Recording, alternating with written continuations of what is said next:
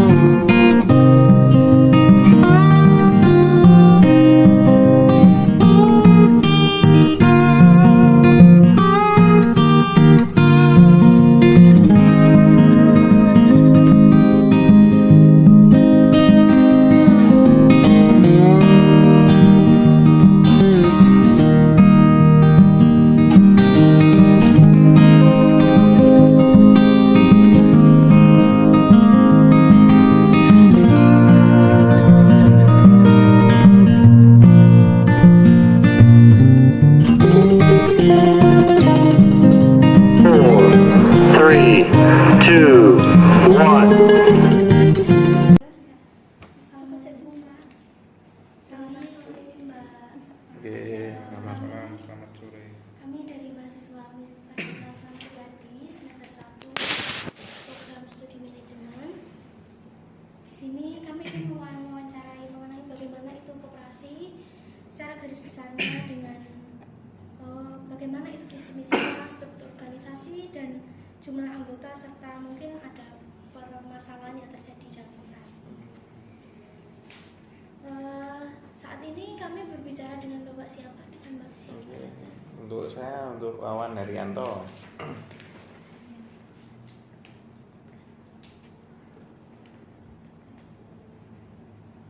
Jabatannya Pak? Untuk jabatan saya pimpinan di sini, kantor Munggur.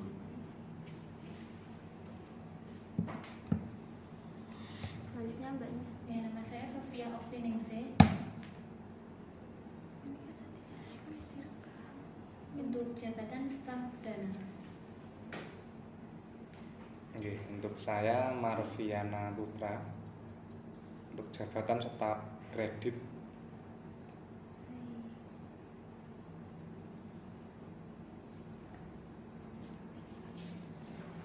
Untuk visi misi koperasi ini apa ya? Biar dibacakan. Visi misi KSU Jafar Medica Syariah. Untuk visinya mudah, berkah, terpercaya. Untuk misinya mendukung program pemerintah dalam rangka memberikan kesempatan berusaha bagi anggota dan golongan ekonomi yang lemah. Meningkatkan SDM di bidang pendidikan dan kemandirian berwira swasta sesuai dengan ajaran Islam dengan prinsip-prinsip syariah.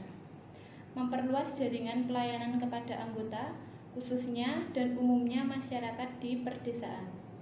Meningkatkan kesejahteraan anggota sehingga terhindar dari pelepas uang dan lintah darat yang tidak sesuai dengan ajaran Islam. Baik, itu dengan visi dan misinya. Oke. Kalau dengan struktur organisasinya Pak mungkin bisa dijelaskan. Untuk struktur organisasi, untuk Ketua tadi Dr. Yuni Ratnadewi, untuk Dewan Pengawas Syariah Bapak Sugiman Sarjana Ekonomi Magister Manajemen. Untuk selanjutnya Bapak Dr. Insinyur Ibnu Jafar Ma'ruf. Untuk Bendara Mas Peter Bima Ditya Sarjana Hukum. Untuk manajer Ibu Tri Yuliati.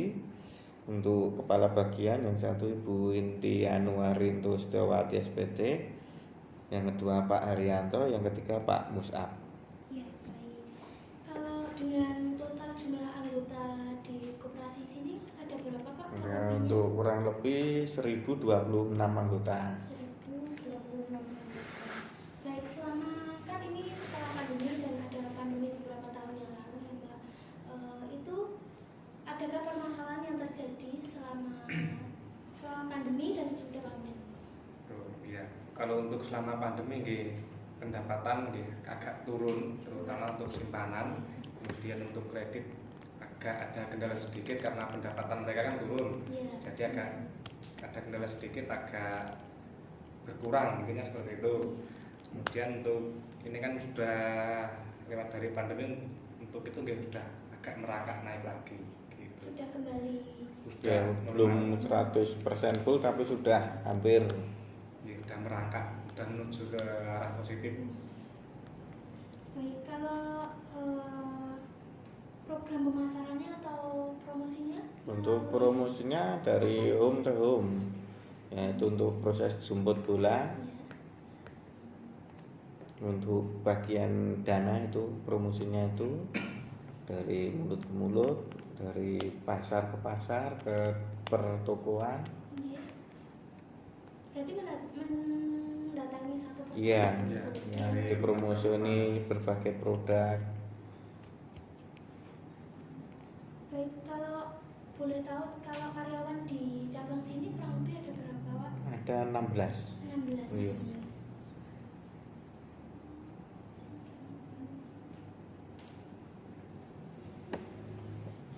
Kalau koperasi ini selain simpan pinjam, mungkin melayani apa saja, Pak? Ya, ini ada biro pariwisata dan umroh. Terus selanjutnya ada tempat manasik haji dan umroh Edupakalaska yang bertempat di Pendem Mojogedang. Pasnya depan pertanian. Mojogedang ya, saya tanya. Dan untuk produk-produk yang ada di koperasi ini tuh apa aja, Pak? Iya. Ya, mungkin bisa dijawab Mbak Sofi. Ya, kalau untuk produk simpanan itu ada simpanan anggota, ada simpanan sukarela, ada simpanan hari raya, ada simpanan berjangka, ada simpanan kurban, ada simpanan pendidikan, ada simpanan pelajar, ada simpanan wisata, dan ada simpanan umroh. Untuk pembiayaannya, Mbak? Untuk pembiayaan kita menerapkan sistem murabahah, itu mencakup musiman, flat, kemudian yang sistem 1 bulan. Kami dari mahasiswa Unisri, kami dari mahasiswa Unisri ada tugas dari UMKM mengenai Usaha mikro menengah. Ada, Pak. Terus sebelumnya ini dengan Bapak siapa? Gua Heri Soekarno. Bapak Ibu. Boleh meminta waktunya kita buat kami wawancara. Monggo. Sebelumnya ini usahanya namanya apa? Usahanya PJ Prima. Produksi jenang dodol. Yang dodol khas mana, Pak? Karanganyar. Khas Karanganyar. Nah, khas Kudus dan diarahkan. Sebetulnya itu dari dan khas Kudus juga, tapi kita modif dengan karena domisili kami di Karanganyar, kita ganti jenang dodol Intan Pari. Maka di sini kan beberapa varian. Satu jenang Kudus 5, kedua jenang dodol Intan Pari. Beberapa varian rasa juga ada. Berdiri, kami mulai usaha ini sebetulnya sudah lama secara manual. Terbentuk dengan adanya pada waktu kalau nggak salah resesi dunia, jenengan belum berlahir Pak Diro. Resesi dunia. Kalau nggak salah tahun berapa ya? Sekitar 90-an. Ke manual, ada reses dunia, terus keadaan, terus kita beralih profesi, kita coba mengikuti kondisi yang ada pada waktu itu pas lagi ngetren HP.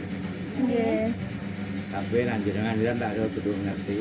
Pada waktu lagi ngetren C25, C10, Nokia, foto Nokia 511 pada waktu itu. Kartu chip saja harganya satu kartu 1.750.000 pada waktu itu.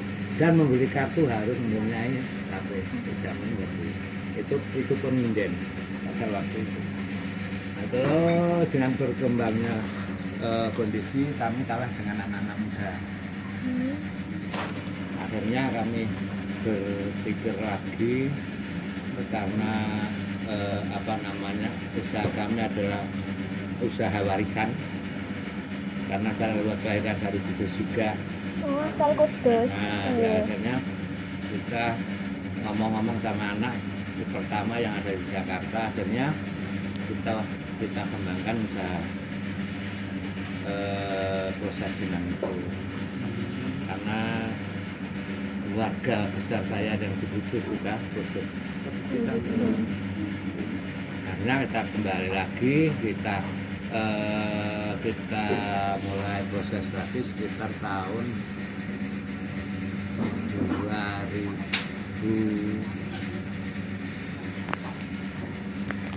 kalau enggak.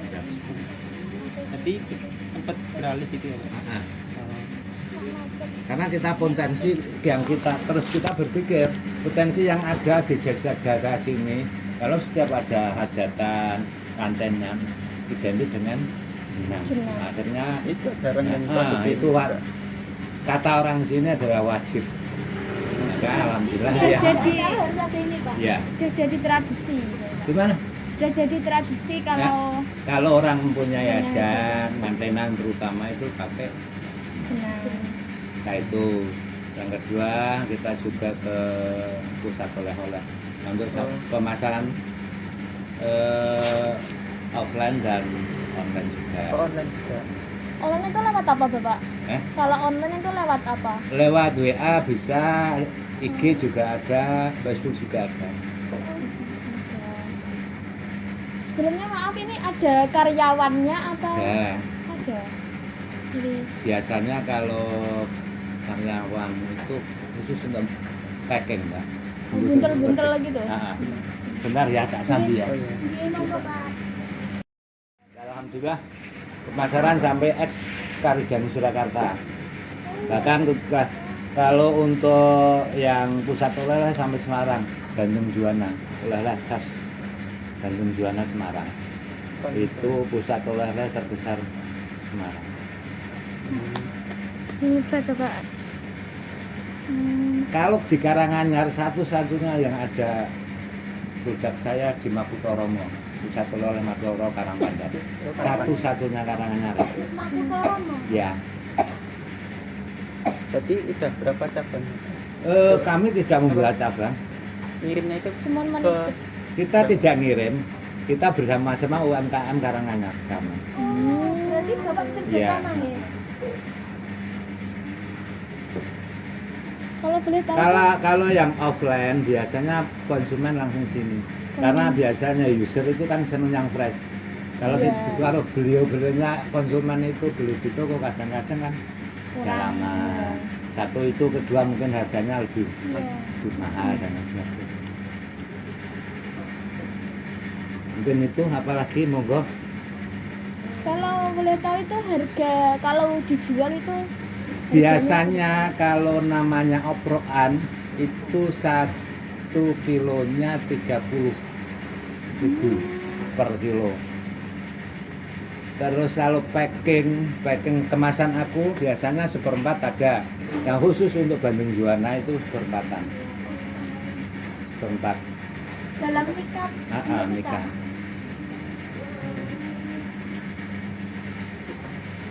Seperempat, 1 kilo, setengah kilo, 250 gram, 500 gram, 1000 gram. 1000 gram itu ada terus toples 1 kilo juga. Untuk pendapatan Bapak, Pendapatan per bulan atau per hari? Per bulan aja ya. per bulan. Per bulan saja kita kalikan saja. Kita satu minggu produk 2 kali. 1 kali produk 175 kilo kali 30 manghitung dhewe. Apa ngitung ndak mungkin ya. 175 kali 30 kali 2 ya tidak kali 2 lah. kali berarti kalau 1 bulan kali 8. 175 kali 30 kali 8 itu per bulan. Modal awal Iya, modal awal 150 juta. Belum pandemi. 100 juta. Eh? Berapa? 150 juta. 150 Iya. juta. Dari keseluruhannya, artinya modal baik yang bergerak dan tidak bergerak. Artinya dari alat-alat, mesin itu kan termasuk aset kita juga. Iya. Tapi itu pernah untuk modal itu pernah kayak pinjem ke Kita pinjam. pinjaman online apa? Kita pinjam ke BRI. Oh, lebih aman sih Pak kalau di BRI itu.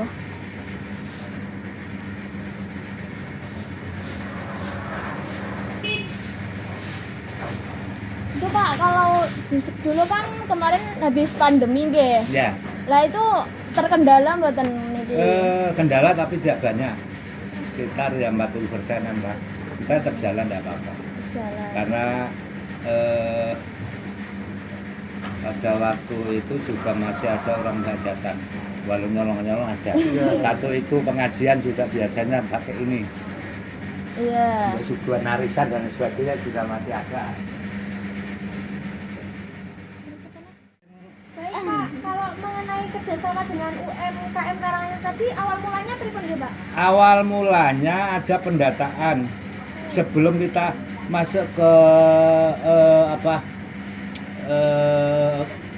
ke kelompok UMKM. Kami punyai grup yang namanya ICSB. ICSB. Nah, Apa itu Pak? ICSB. enggak apa aku sebenarnya. Di bahasa Inggris apa namanya? Oh, iya. Terus Pak.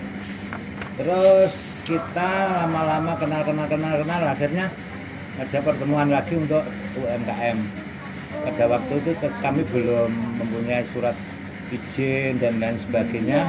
Alhamdulillah difasilitasi dengan grup yang ICSB itu, kita dapat gratis untuk mengurus PIRT, terus apa namanya dinas dari kesehatan sampai halalnya itu difasilitasi oleh dinas. Gratis, gratis semua tidak bayar. Dan alhamdulillah sampai sekarang kita punya label halal juga. BPOM. BPOM nih kok. Ya. Nggih. Itu sudah lama Pak? Halalnya Februari 2001. Oh, lama ya. Belum Sudah naik. 1 tahun lebih. Satu.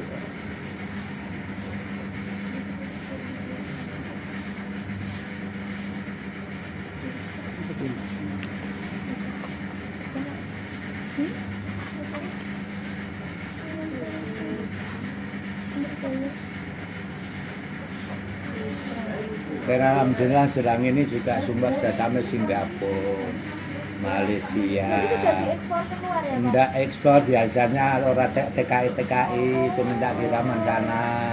Hongkong udah ada. Bahkan sampai Amerika kemarin ada temen yang pesiar bawa jenang saya sama.